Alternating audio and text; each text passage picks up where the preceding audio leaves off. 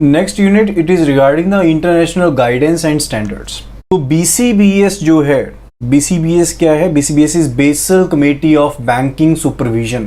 तो ये जो कमेटी है बेसिकली एक प्राइमरी ग्लोबल स्टैंडर्ड सेटर है। स्टैंडर्ड सेटर मतलब है कि डिफरेंट जो स्टैंडर्ड्स हैं उनको सेट करती है for the banking regulations and साथ ही साथ एक कोऑपरेशन एंड गाइडेंस प्रोवाइड करती है टू बैंकिंग सुपरवाइजर।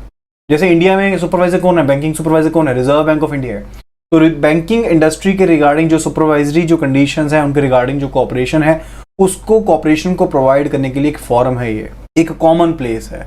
तो इसने बहुत से जो डॉक्यूमेंट्स हैं पब्लिश किए हैं related to the prevention of money laundering, money laundering को रोकने के लिए एंड साथ के साथ कस्टमर की ड्यू डिलिजेंस को ध्यान में रखते हुए बहुत से डॉक्यूमेंट्स हैं इसके द्वारा पब्लिश किए गए हैं। तो उनके बारे में बात करेंगे। First of all it is prevention of criminal use of the banking system for the purpose of money laundering, यानी कि जो क्रिमिनल इस्तेमाल है बैंकिंग सिस्टम का मनी लॉन्ड्रिंग के पर्पज के लिए जो है उसे हमने रोकना है। एंड ये जो डॉक्यूमेंट था ये पब्लिश किया गया था इन दिसंबर 1988।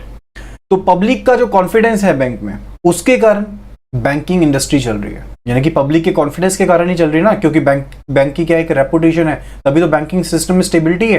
तो अगर कॉन्फिडेंस पब्लिक का कम हो जाएगा, यानी कि अगर आपको ये खबरें पता चलनी शुरू हो जाए कि जो बैंक है खुद ही वो क्रिमिनल एक्टिविटीज के साथ जुड़ा हुआ है, उसके साथ एसोसिएटेड है, तो एक नेगेटिव पब्लिसिटी होगी, एक गलत पब्लिसिटी होगी, जिसका फर्क क्या पड़ेगा, जिसका रिजल्ट क्या होगा कि इनएडवर्टेंटली जो बैंक है उनकी जो स्टेबिलिटी है वो खत्म होनी शुरू हो जाएगी।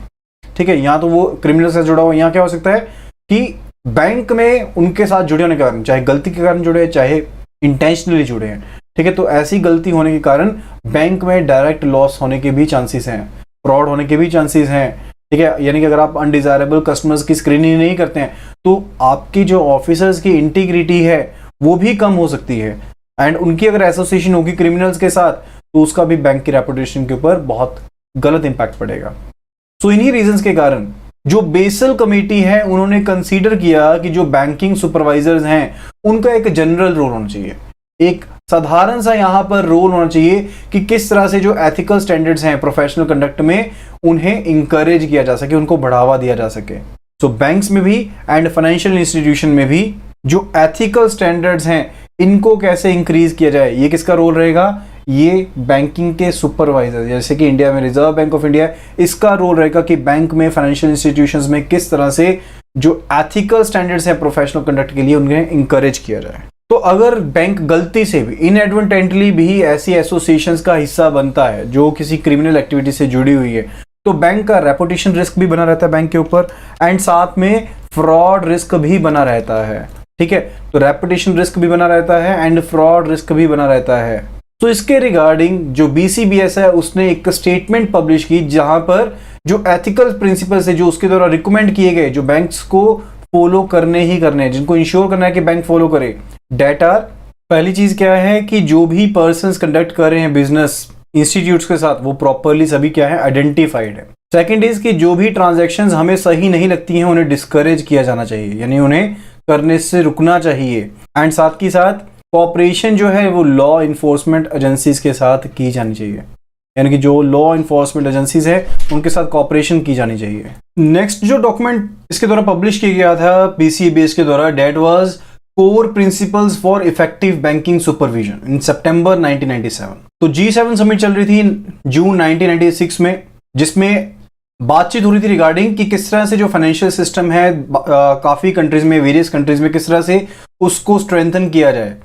तो यहां पर एक डॉक्यूमेंट सामने आया, that is core principles for effective banking supervision in September 1997। तो यहां पर 25 कोर प्रिंसिपल्स है एंड उसमें से जो एक प्रिंसिपल था that was related to KYC, जिसमें कहा गया 15th प्रिंसिपल में कि जो बैंकिंग सुपरवाइजर्स हैं कंट्री में, जैसे कि रिजर्व बैंक ऑफ इंडिया है इंडिया में, तो उस तरह से जो बैंकिंग सुपरवाइजर्स हैं उन्हें डिटरमाइन करना चाहिए, उन्हें इस चीज को पहचानना चाहिए कि जो बैंक्स हैं फाइनेंशियल इंस्टीट्यूशंस हैं उनकी एडिक्वेट, यानी कि ऐसी पॉलिसीज हों, ऐसी प्रैक्टिसेस हों, ऐसे प्रोसीजर्स जो हैं वो उनके कार्यशैली में शामिल किए जाएं, उनके वर्किंग रूटीन में शामिल किए जाएं, जिसके साथ आप एक तो KYC जो है यानी कि नो योर कस्टमर है उसको इंप्लीमेंट कर पाए ताकि highly ethical and professional standards जो हैं वो प्रमोट हो फाइनेंशियल सेक्टर में।